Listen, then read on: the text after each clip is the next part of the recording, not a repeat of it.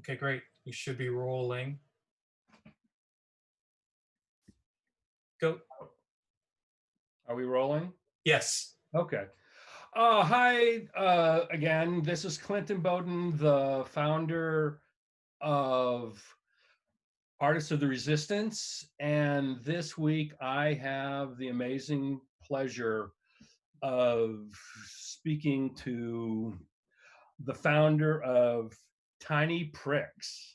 I thought that's that's much more impressive than I should from names. But Diana is the founder and an amazing fabric artist that does, I assume, has done stitch work. Um, Grew up in the wilds of British Columbia, and then went to Penn, I believe. Oh, Princeton for creative writing, and then bounced around to New York for film, and now is an activist and artist, and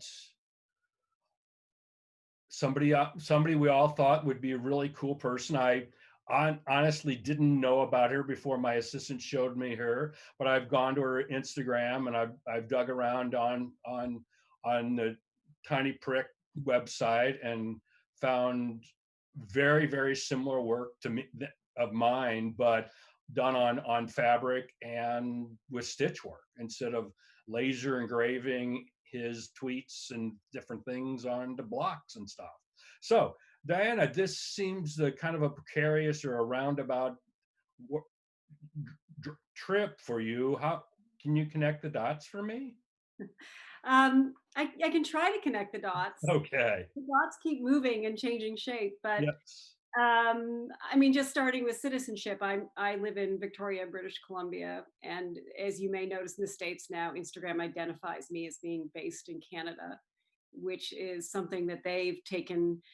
Um, they've sort of labeled the account when you have a large majority of your followers in a different country than you live. For transparency, they're letting you know that I'm in Canada, though Okay. of course I'm an American citizen, so it doesn't necessarily reveal citizenship, but it reveals where I'm located. And so connecting the dots, so my parents left the States in 1970 for political and personal reasons, and Sure. so that's sort of a starting point. That's the first dot. I'm sure that's a pretty big dot. And then they lived in the wilderness for about 7.5 years. So um, that dot to me is sort of defined by my comfort and familiarity and nostalgia for making things. And I think that's, ironically, something we feel a lot of right now, even before the pandemic and we were in our homes, we were already craving something to balance the sort of swipe and the digital world we live in. So that's the second dot. And then the back and forth has really been creative writing was really about learning about the love of words. And then when I worked in film, it was about telling stories visually. And so all of these dots sort of really connect. But one of the really significant dots is that I have 4 children, and that's a very big dot for me. Sure. Primarily, Absolutely.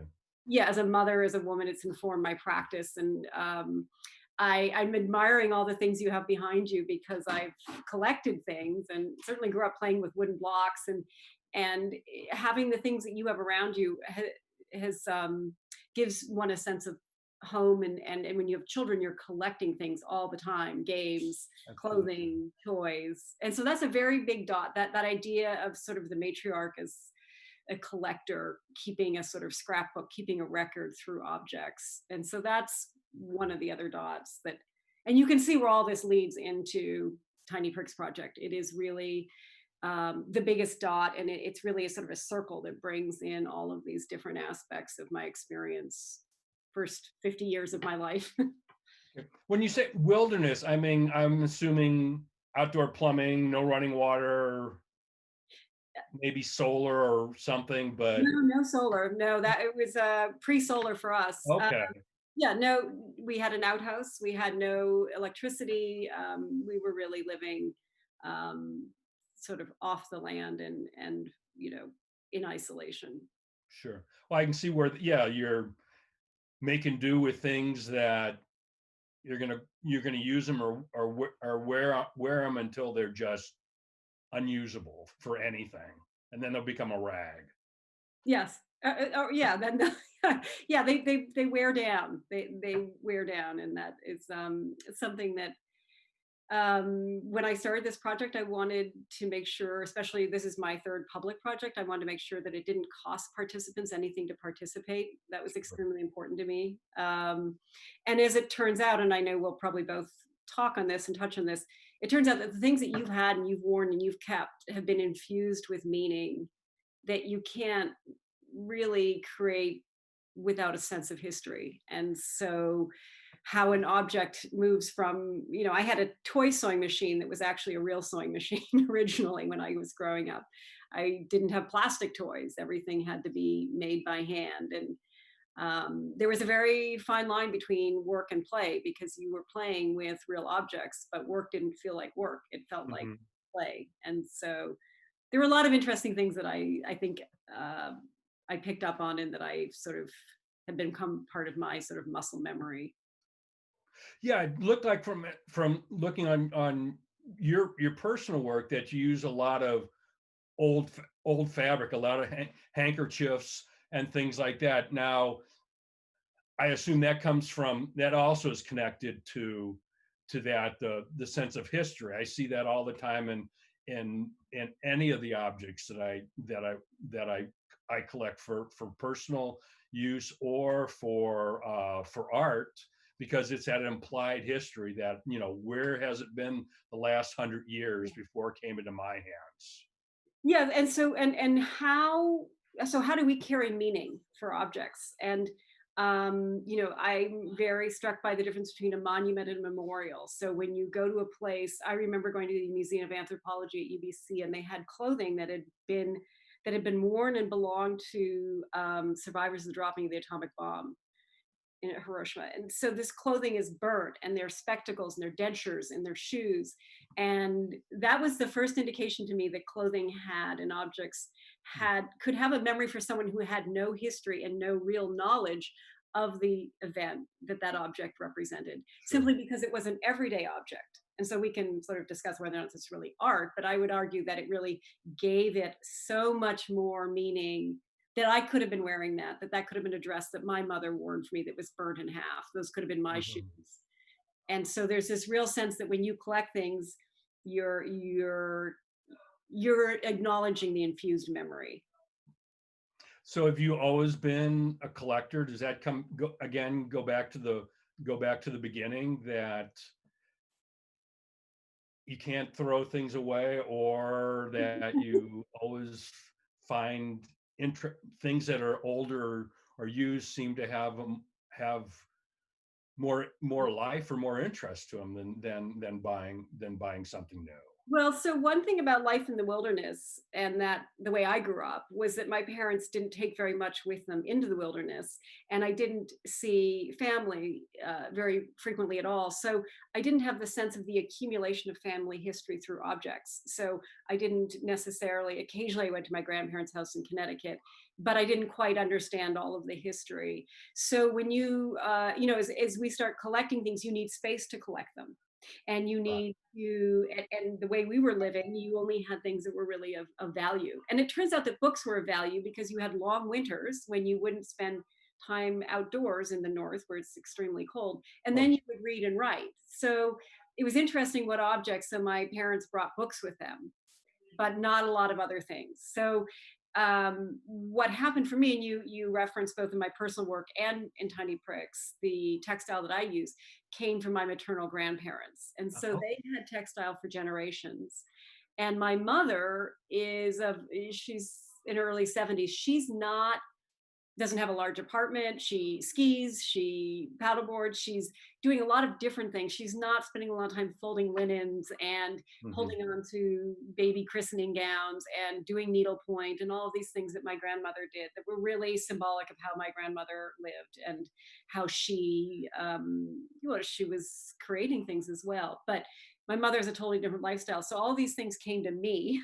And my teenage daughters are not particularly keen to inherit all these things. And so I became aware that I was the last stop. And at the same time, all of these things were happening, politically.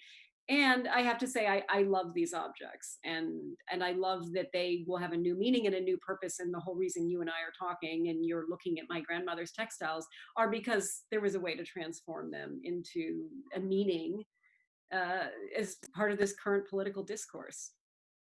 Yeah, I noticed that your first one was on an old piece of needle pointing from that was your mother's or your grandmother's. Yes. It reminded me back that yeah, back in the 60s, my mom was a big needle pointer. She would, have somebody design belts. I got 3 or 4 belts up in Yeah. my closet still that she did for me when back, way back then. Yes, yeah, yeah, exactly. And you've held on to those. So depending on how you relate to them, you're deciding who you're going to pass them on to. And somebody might recognize the real value and love and care. Yeah, I'm I think I have 3 children, and my youngest is going to turn 22 tomorrow, and so I've always dragged them to flea markets or out in the wild, out for hikes and things like that. So I think they appreciate yeah. the things that I collect to a degree because I can, because I at one point I said, would you rather have $1 in the bank or me find something that will give me pleasure and you can sell it and make $50, Mhm. because it's the hunt. I mean, part of it is the hunt. I think both my parents are big antiquers, and so I remember going to them with the flea markets with a flashlight at 5 o'clock in the morning to start digging around through stuff, and everything in my parents' house was old. Wasn't particularly my style, but they had their defined interest, and my dad was really specific. And I honestly, I sold he had old antique advertising from breweries in St. Louis. But Mhm. I think to him it was the hunt, it was finding it. And so I've turned those into my heirlooms now that if my kids like my mid-century modern furniture, then they can all divide it up. But if not, they know that it's of some value, and they'll get a good, they'll get a hell of a lot more money out of it, and then go spend it on whatever they want to collect. Yeah, hopefully. So, what else? What do you have? I mean, obviously, like the rest of us, you're hoping that the will the Tiny Prick project be done in January when he is no longer president? Well, I was asked when it started to gain some momentum, I was asked, when it was going to end. And I said when he's out of office, because at that point I thought, this is before the Mueller report, I thought there's a really good chance he won't last. And I was sort of pacing myself because it's a strange thing. And I'm sure you feel the same way. It's a strange thing to do. There are mornings when I wake up and I think, why am I going to spend another day reading Trump tweets all day? But I very quickly get over that feeling because I know exactly why. But um, the deadline is when he's out of office, and I'm prepared to continue if he's reelected, but he won't be. um, I don't think so. So it ends when he's out of office, and then of course I've been challenged on that.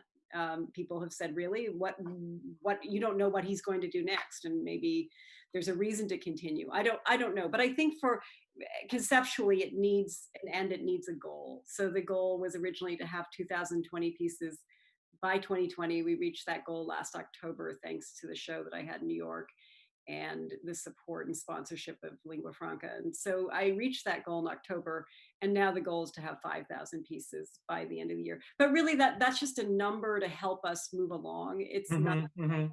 that means something in terms of we can never catch up. You can never capture everything that he said, and right there's no way. And And then it just gets. I mean, I'm probably the same. I spend way too much time reading all the crap about him, and yeah, and the quotes, I mean, I guess at the beginning I remember comedians just thinking they were going to have a heyday, mhm, and then after a couple months just getting tired because reality was they couldn't think of a way of making reality any funnier than it was. Yeah, it's become very serious. And so that's it's become very serious. And I was thinking about artists of the resistance, your project and your work, and I was thinking there's so many different resistances right now. I think at one point I thought there was the resistance, and now that's shattered for me. And so Tiny Pricks, marches on with what it is resisting, which is primarily the language and the way in which language is weaponized and the way it's used within the Trump administration, or which essentially is Trump. So I think um, it's just important to stay present. If I do, if you do, and we probably both follow a lot of the same people. And when I wake up in the morning and I see that the same people are following and tracking and paying attention, whether it's Colbert or it's Molly John Fass or it's Rick Wilson or it's Jerry Saltz. I mean, I'm revealing who I follow, but I think there you are, and there's the community. And I feel that way about every single participant in this project and every single person who likes and follows it. So, you get up every day and you do it because you're together. And I think that's the point of this kind of resistance, is that is a very hopeful thing, to not be alone right now. Yeah, I think the first 6 months, well, the day after, it was like a worst hangover I'd ever had. But it took me, 6 months probably to really start thinking about new work. And I discovered laser engraving at that time, and it seemed to fit it connected with my found objects really, really amazingly, and it just has taken off from there. But yeah, it was really, really tough to get back started. I mean, I had some older work and older commitments to do, but yeah, it took me probably, again, 6 months to get new work out. So Now yeah. you were stitching at the beginning. What are you working on No, right I now? wasn't stitching at the beginning though. That's the thing. The first piece I did was January 2018. So I was not. I was doing another international project, public project, in different countries with a peace building organization. So I was not going to engage in that way. Trump. I want to say he didn't appeal to me. That's obvious. He doesn't appeal to me, but he didn't appeal to me as an artist or an activist either. I was just. I think he had the upper hand. I was just floored and couldn't really relate and couldn't really understand. It wasn't until January 2018 when I just made that one piece that I thought, this is a way for me to connect. And like you, I went to material literally that was so far removed from what he was saying that, there was the contrast allowed me to engage with his language, because I love, at that point I had a real love for stitching and the real love for the way it connected people and the way it made people feel to make pieces, the way it made them feel to stitch. And I discovered that because the project before that I'd done with the Zen Hospice Project in San Francisco, the island of Nantucket. I done it in Bogota, in Zurich, and in Cyprus. So I had traveled around and seen that this thread can really, this practice is not only accessible, but people can engage in it, and it's a worthwhile venture for them to make something with these materials. So working with something soft and nostalgic and beautiful, and then working with Trump's language, and you're working with something hard and cutting and etching, but there's the same idea, I think, of this mending and marking and repair and creation. Yeah, the I hadn't used toys. I mean, I go to the flea market 5 days, 6 days a week. So I'm also, and it's actually almost back to normal out here now, other than, I mean, with the number of vendors. I mean, obviously everybody's wearing masks and they get really down on it. But I mean, most of my good junkers are back now. But yeah, I'd never thought of using games or anything like that until him, and it just seemed like a perfect, children's toys just seemed like a perfect symbol to use with him.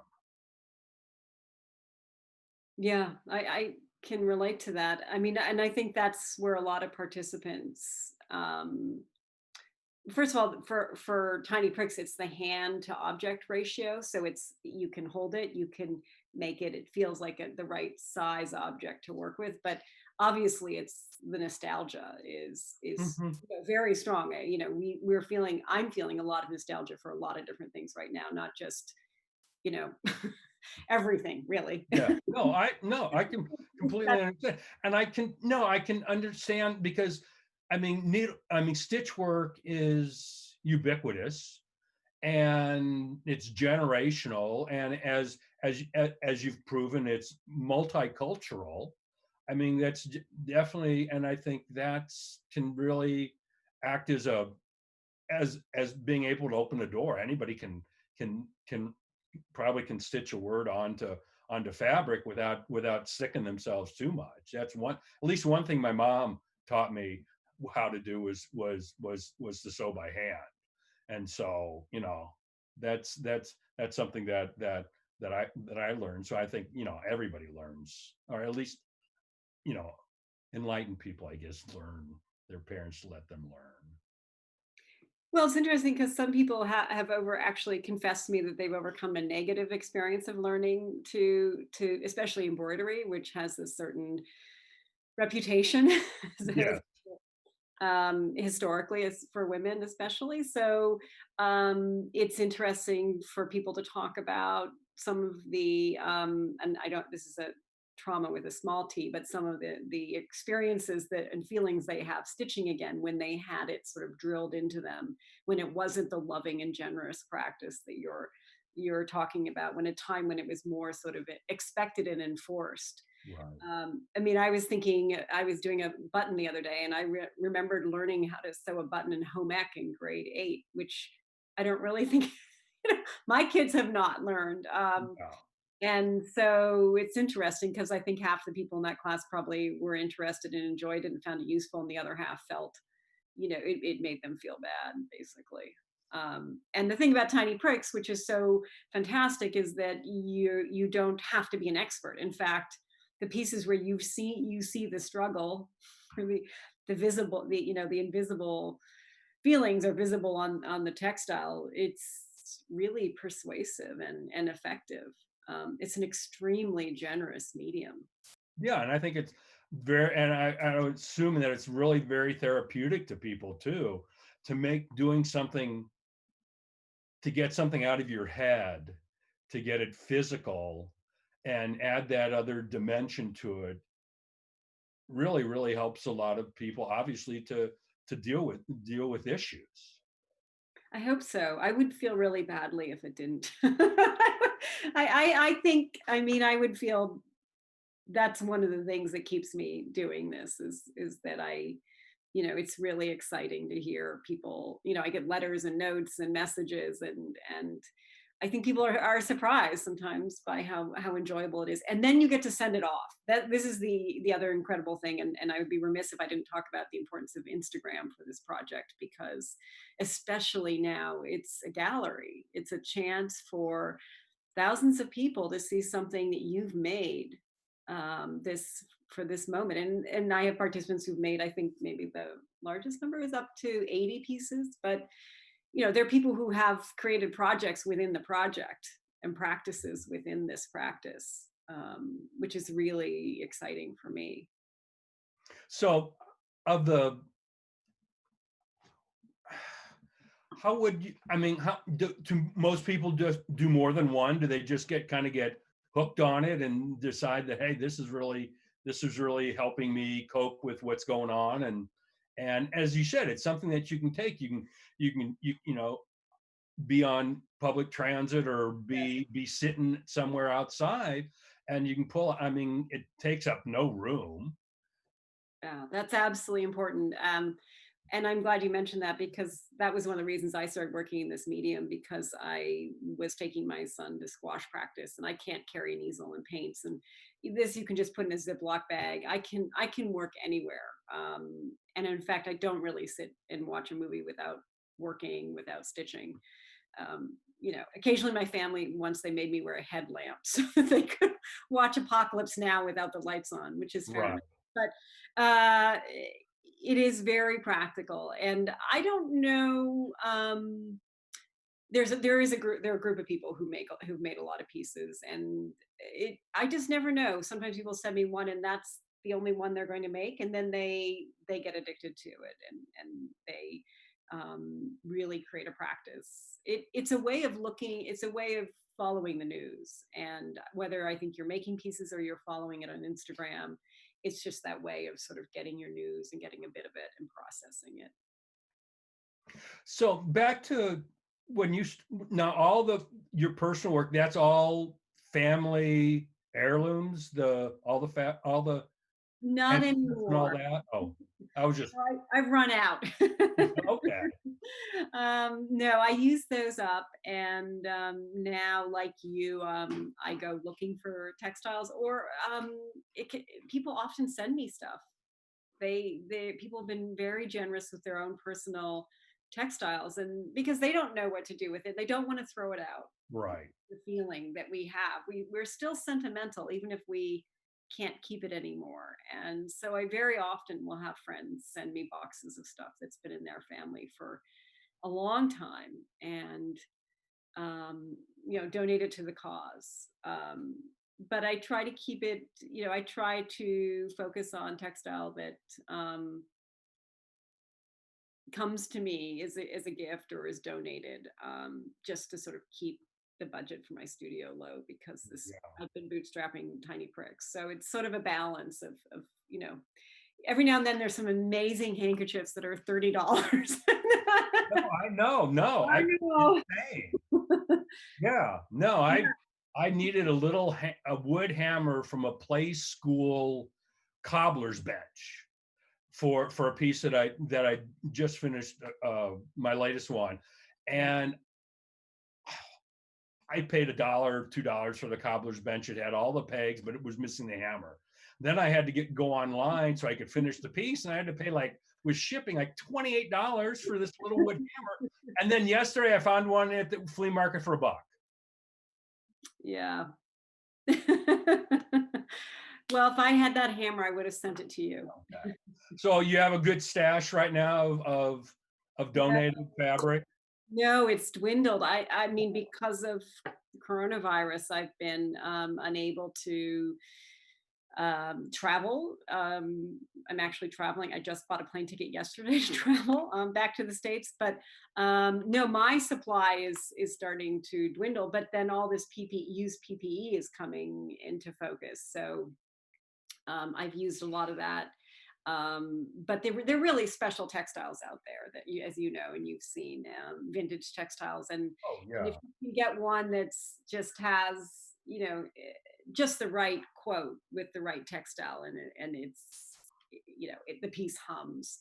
So it's hard to sort of, you cut up a lot of things and work with a lot of things, but that really is part of the project. Again, don't I try not to spend a lot of time looking for materials, because I honestly can barely keep up with the stitching, and then the intake of pieces and cataloging and photographing, and then all of the other administrative work around the project. So luckily, people will send me textiles, often in the mail, and say, "I think you can use these," and I love that.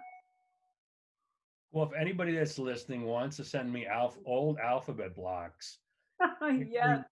E's and E and R are on the side of each other, so they're real popular. And A and N, and so I have boxes of every letter, but I can only go as far as I have A's and E's to work with, and I never ever have enough. And you wouldn't recreate them. No, no. I have a friend who does this amazing. He works for the TV industry doing faux stuff, and he makes this amazing and layers it and makes things look like they're 100 years old. And for his own work, he did a piece with burnt matches. He made each burnt match out of a piece of wood and colored it and did everything himself instead of doing it. And he had to do, like, a couple thousand for a couple different pieces. No, we're pretty insane people at times, I think. That's another level. Yes. Now, of your 4 kids, or any of them have any artistic interest, or it's like, no, I'm not going to do what mom does? Um, wow, that's a Good question. They're really creative, and two of them in particular, my two daughters, have worked with me in the studio. They've been incredibly helpful in a variety of ways, and I don't know if you've had the same experience, but they're really built-in critics, and they're extremely helpful for me because they speak the language of Instagram, Mhm. and they've been really. I've relied heavily on them to sort of help me understand the best way to photograph pieces and to communicate. And I rely on them a lot, just because they know me, and so they know when I step too far away from who I am and what I think. It's really easy to sort of try to chase down trends or try to figure out how to get more exposure for the project because it's especially as we lead up to November, it's really, I would like as many people as possible to see this project, because so many people have put so much work into it. And I think if you see it, you might see things a little bit differently, and you might feel better, and you might read quotes that you have forgotten, and it might really give you a sense of place right now. So my kids are extremely helpful with helping me figure out how to navigate and promoting it. And then my daughters have made a lot of pieces, and they're actually very good. So it's been a family affair. And then I drag them into model for me and just do small Of things. course. Absolutely. Yeah. No, my daughter's mother is a photographer and had pictures of her black and white. We both loved black and white, and so she was around cameras her whole life. But then when she went off to college, she went off to study art history because she didn't want to do anything with contemporary stuff because both of her parents were contemporary artists. But then now she just did her senior thesis for art history in her undergraduate art history and did it on Burning Man. Wow. But That's really interesting. yeah, I'm really surprised. Well, she has an ex uncle that's has designed the man for probably the last 6 or 7 years, ever since Hardy hadn't been doing that. So she had a lot of really ins. But then she looked at it from a religious kind of spiritual connection to the community, and looked at it from a really unique perspective, and that was completely her. So Yeah, that's really interesting. I think there was an exhibit of Burning Man objects or relics or art in Washington a couple of years ago, even. It's and there amazing. was one, yeah, and it may have been the same one. There was one that was at the Oakland Museum before that we went and saw. Oh, probably maybe the end of last year. That we went once. I went and my wife in '09, and every year said, "Oh yeah, we're going to go back." But there's always something that is more important to us than Burning Man. Do you have a physical show somewhere of all of this somewhere between now and November? I do. I have several.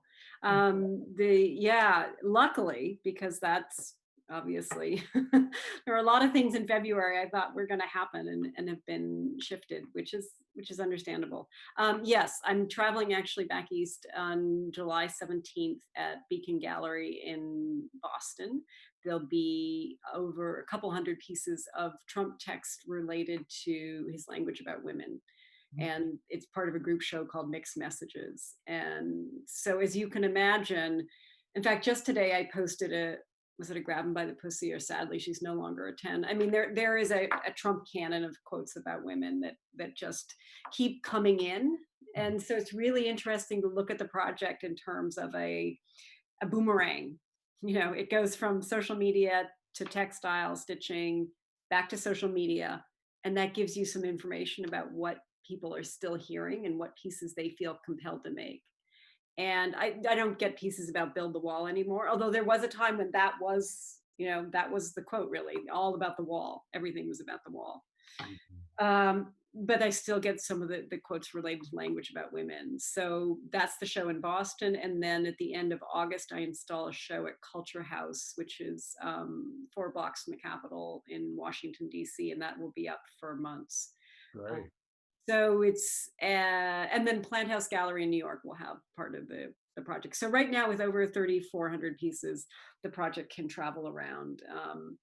There have been a couple hundred here in Victoria at the Bateman Foundation on exhibit, and they're related to climate change.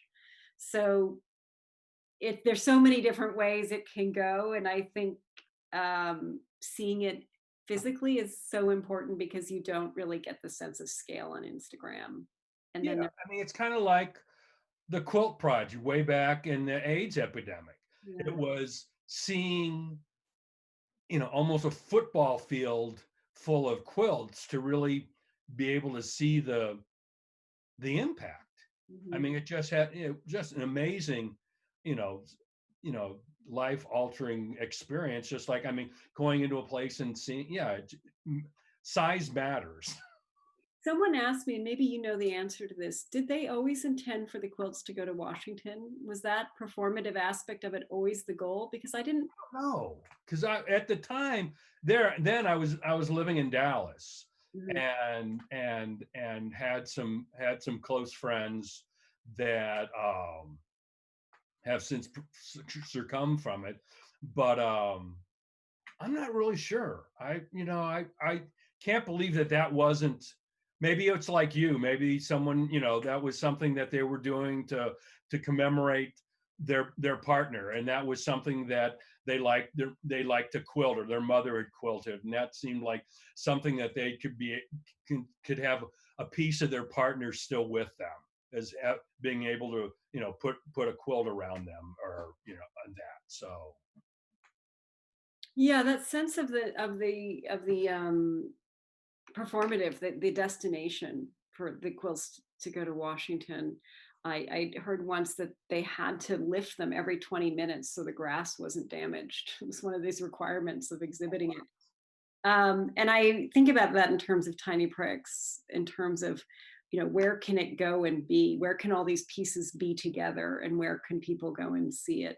And that's really significant. And I don't know where that place is. And I've just sort of trusted so far that with a grassroots movement resistance project, you don't know where that's going to be until you know. And I think we don't know how this is going to end. We'll know November November 3rd, yeah, 4th. Like maybe we'll know, maybe we won't know. Maybe it'll all be, such a mess that we won't know. But I I, think the margin is going to be so wide that it'll drown him out, and drown all of them out. well, we will call each other then, and Yeah. you will say, "I told you so." I, I don't know what it's hard to know. I'm so close to it, like the language right now, and following these small movements. I'm more focused, like, will Trump start finally wearing a mask, because that can save lives. And the piece I was doing as we were talking before we started recording is, Trump saying, actually, I, tried on a mask and I think I look, I don't look that bad in it, or something like Yeah, that. I saw that. And then I Yeah. also saw on it was on either on Facebook or Instagram, somebody's illustration of him after he takes off a mask, is all his orange compact or whatever he puts on himself is all over on the mask. And I think that's the reason why he doesn't want to wear one, because all his makeup will come off. Well, I was thinking about it too, in terms of the fact that I already think of him as wearing a mask. Um, I mean, I already think of, not, well, as a protect, not to protect us, but I think of him as a very defensive person, needing a lot of protection himself, not, whether he's holding up a Bible, or wants his military parade, or whatever it is. There's a real need to present himself in a certain way, and to hide sort of behind something. um, but in this case, the mask is all about safety, and all about public safety, and about goodwill, and about setting the Yeah, example. I mean, it's just insane to me to I mean, unfortunately, I lived in Texas for 20 years, and I can understand, or my wife has a farm in rural Illinois. Her family has had for 5 generations, and we go back there once a year. And growing up in Missouri, which at that time was considered, I think my growing up was kind of part of the South. And no, I can obviously I mean, intellectually, I can understand where these people are coming from, but emotionally, I mean, it's just unfathomable. I mean, I've worked with psychotic people who thought they were Jesus Christ. So I think someone who's wanting to refuse to wear a mask. I mean, I can understand that to them, but hopefully now that it's starting to spread more into the Republican area of the country, that I know Pence now is always in always in public, has a mask on now, and I know Mitch has it on all the time, but I don't know. I think the bodies would have to be lining up around him before he'd wear a mask. Well, they are. I know exactly. And that, yeah, But that's, maybe if someone that he knew, someone personal. it would depend on the optics of it. Yeah, And that's all it is. that's all it is. Yeah, there's a lot to think about and a lot to say about that. And um, what's been interesting is to watch, how quickly, with tiny pricks, participants were asking about making masks for other people very, very early, before we even knew whether or not that was a thing, whether or not a homemade mask would do anything. Way before that, participants were saying almost immediately, can we make masks? What about making masks? And it's been, that's an incredible show some days. All these, Oh yeah, I could imagine that, somebody at the Smithsonian already has boxes labeled for, for a wide variety of masks. I mean, now, I go to the flea market and I see everything on them, from rock stars to marijuana leaves to everything now. But yeah, Katie, my assistant, made, I forget how many masks right at the beginning, and I have one of them.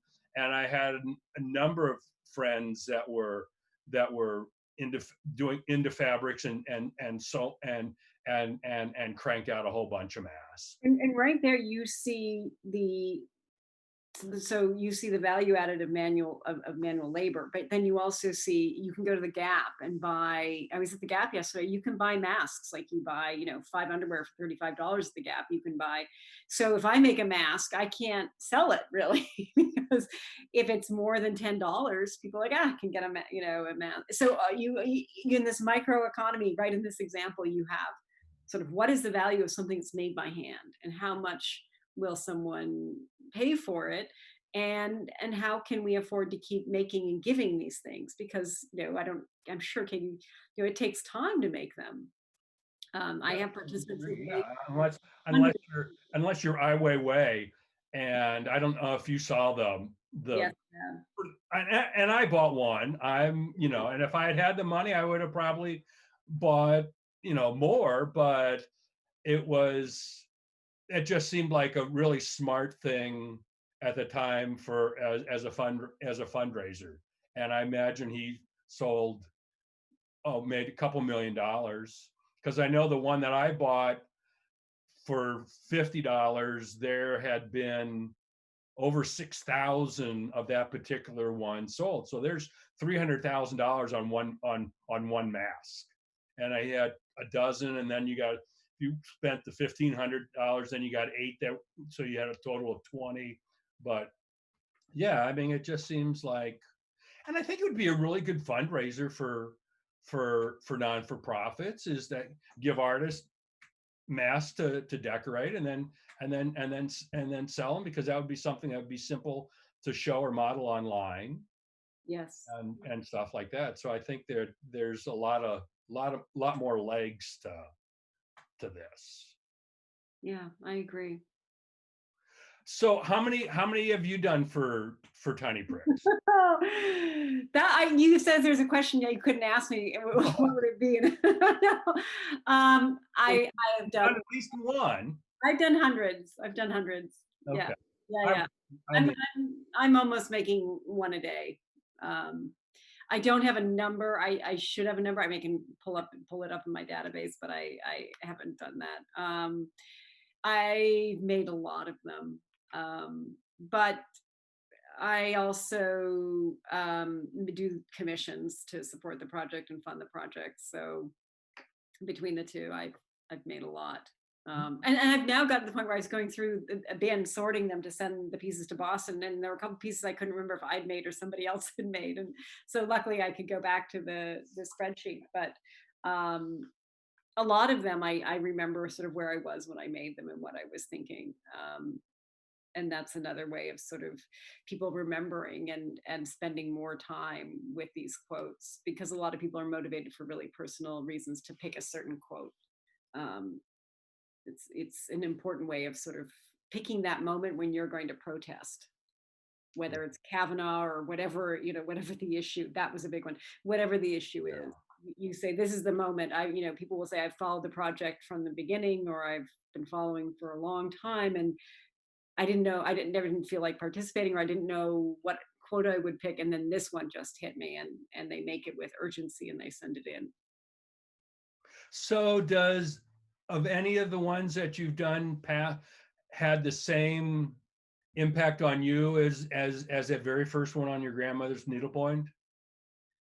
I mean, I'm being truthful when I say this. I feel like every piece has an impact on me. It is still today. Wasn't sure I'd get mail today because it's Canada Day. So I thought, why would we get mail on July 1st? But I went outside anyway, and I walked by this bin. I have a bin that's outside my mailbox because if it rains, I don't, and I don't catch it. I don't want the pieces to get wet. So I have a big plastic bin, and there were 3 pieces.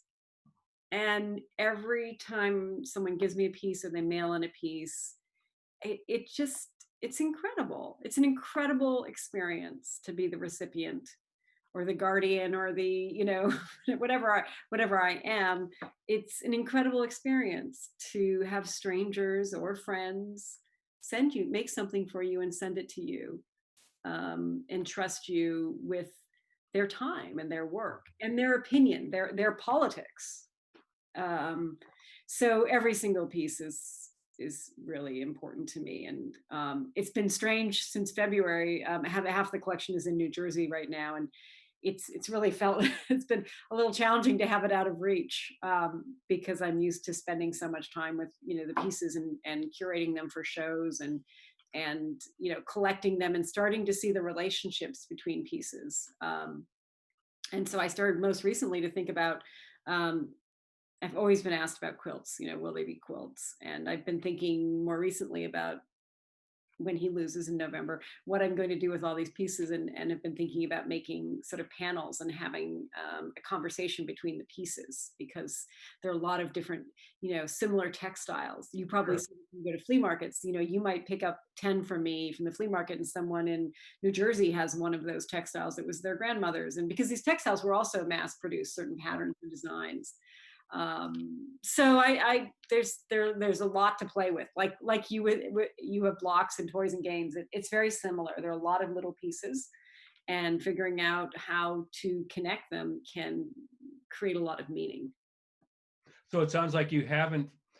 Now I was going to ask you if you were hoping that the whole project would stay in one place, that either museum or whatever, but it sounds like you still have some processing to do on how you would ultimately like it all to be displayed. Yeah, I don't think it's, I want it to all be together. So I don't sell pieces that are made by participants. Sure. And they are just gorgeous pieces. But I've made that commitment to keeping them all together. there isn't really a place right now that's big enough that I found to exhibit them all together. But I do think that they need eventually a home, and it shouldn't be an individual. I don't feel like it should be me. I shouldn't Mhm. own them. Or Um, but I'm like, not sure where they should go. And again, it really depends on what happens in November. That is the is that a period or is that a comma or is that a semicolon? Like what when we talk about what happens, when we're talking about language, what and that's gonna I feel like that's gonna determine how this project will physically sort of wrap up. What will it look like? How will this presidency end? Peacefully? Uh, that's my biggest fear, that he's going to be dragged out there kicking and screaming, or having call out to a bunch of militia people or something to guard him in the White House. That's my biggest fear.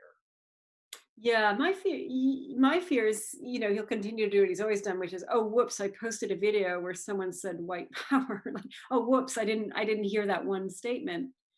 And it's that, oh, whoops, I started something that I'm concerned about. But I'm willing to I'm obviously waiting to see and have high hopes that everything will change and it'll change for the better, and we can still look at this period of time and process what we've been through, that there won't be that huge delay in processing, like say the way there was in the relationship between the Vietnam War and the art that would come out of that. So how long would it take to sit back and process from a more comfortable distance, the language that's come out of this presidency, and to what purpose? Yeah. We're on completely changing direction for a sec. We're on your personal work before Trump. Where did you glean your text from usually?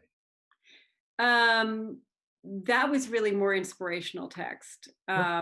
and also working with community-based projects. So working with people and inviting people. I'd done a project called Interwoven Stories, in which people were invited to stitch into what looked like three-hole line paper, which I guess someday people will be looking for at flea markets because it's my kids don't get it anymore. We don't go back to school to buy it anymore. But you got a fabric sheet, and into it you stitched a memory or a sense, something that connected you to a place. So it was using sort of a cultural mapping prompt. And so I've always looked to other people, and I've always looked to building community, and then I've go back to writers, and I go back to the things that inspire me. I was also had started a series, working with photographs of humanitarian crises. So I'd done a series on the Ebola crisis. So I've looked both to things that have been very challenging, and also to things that inspire me. But it's really until Tiny Pricks, I was really sort of practicing that, transferring. What to what purpose are you translating these words into thread or stitching, or Mhm.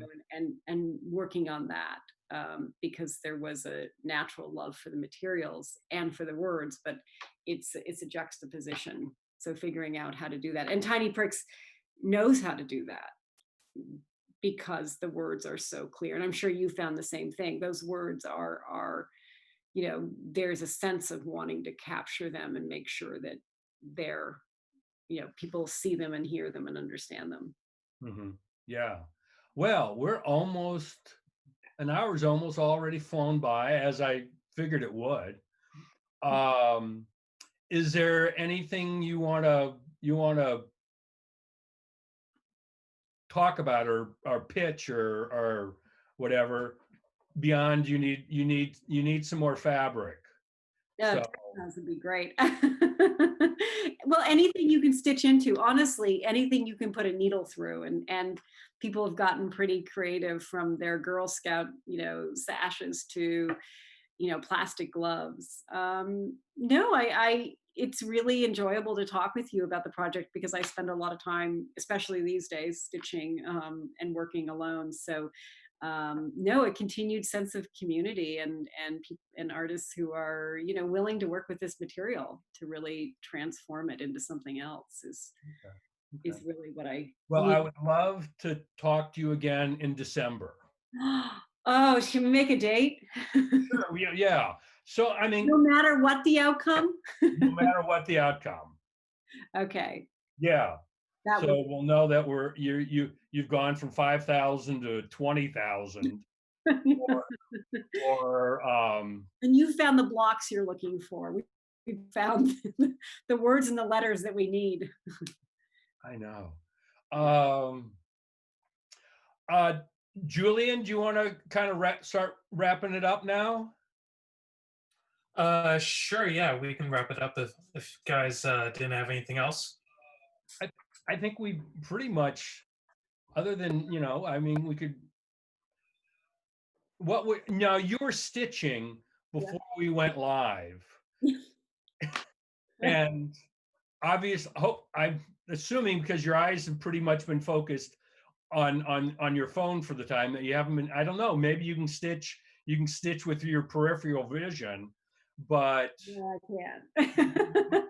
what were you, would you be willing to share Well, it's really the beginning. It's okay, the beginning of the quote that I was, actually I had a mask on and I sort of liked the way I looked. So, yeah, I start to when you stitch something, you can deconstruct it really quickly. He says I 3 times. And then, he says, I sort of like the way I looked.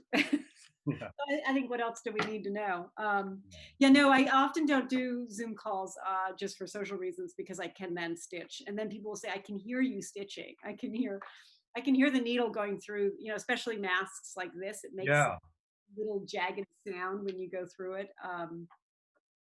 But I wanted to ask you, with your work, do you see patterns in the language, and what do you feel like you're seeing?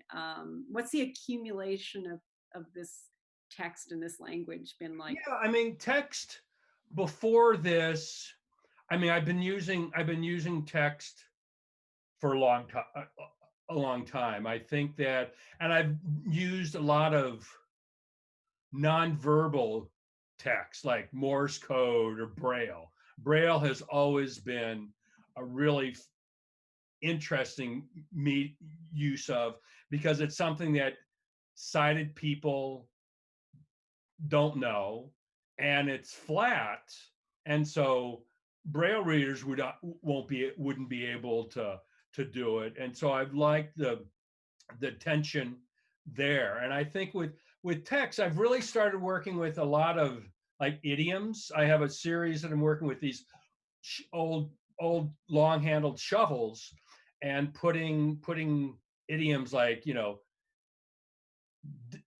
digging a hole, I'm digging my way to China, or you're digging your own grave, or all of those kind of idioms that touch on to the on giving the old implement a different, a whole different twist, Hmm. or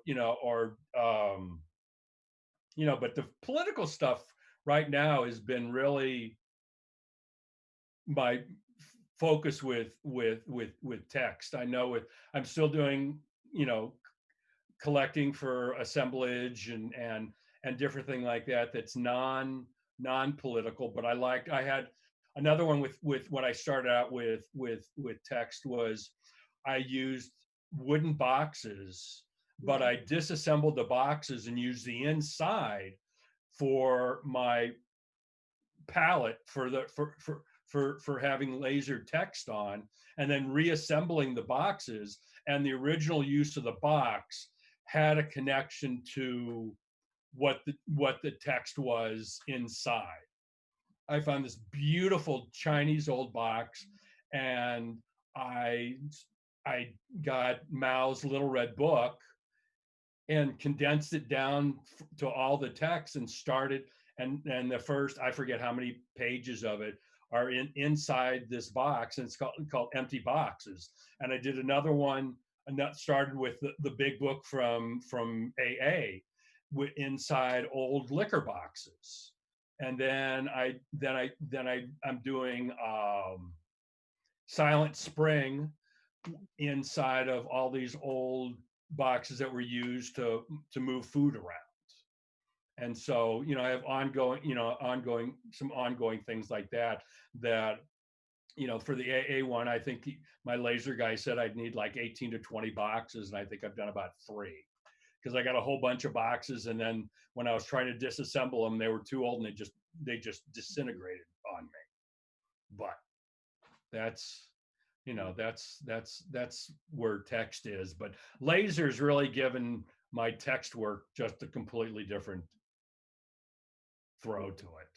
Yeah. Well, we are now. It's Yeah, I was just going to ask, what would the Trump box be? But I don't know. Yeah, no, I don't know, because he hasn't written. I wanted to use no, he doesn't write. text that really had some meat behind it, that really had some real meaning, and people would go, "Oh yeah," you know. And he hasn't written anything that's, or he'll never write anything that's worth shit as far as I'm concerned. So. Julian, okay, do you want to wrap it where you can be quiet for a second or two and then you can just kill it? All right, yeah, sounds like a plan. It's top of the hour anyway, so good job, guys. Hold on a second. Let me just hit the pause. Guys want to say bye one more time? Thank you. I mean, I have another incredible evening with another fabulous artist. Hopefully we'll find someone just as good for next week for the few of you that have struggled through all 4 of these so far. And we'll see each other in December. I hope so. Yeah, you guys should make a date later, some Wednesday, right? We'll just do it again here in December. Oh boy. We'll look back at nostalgia. Thank you. Thank you.